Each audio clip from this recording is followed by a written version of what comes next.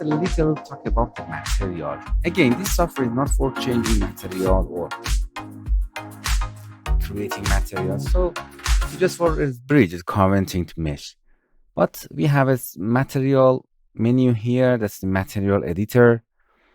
If you want to change a material or object, you can select it in inspector. Here you can change material. If your material is not too much, you can come to this website for Pixyz. If you go to material, and you can change the material if you want. This, for example, and done. Okay. Why don't you see that? Because I think the visualization you can turn off or on. Use material. You can go to material and get to material library and do these steps to add your material on your.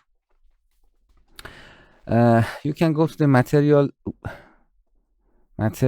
editor, and for example, this material you can select any of them, and you can see you can change its setting, diffuse color, specular color here. Diffuse color is main color of here. You can see diffuse color, specular color. You can change the shininess of that. Transparency, you can add transparency for glasses. For example, don't change, but you can see. For changing the glass or anything that you want. Why does it this color? Because you selected, deselected to see the materials.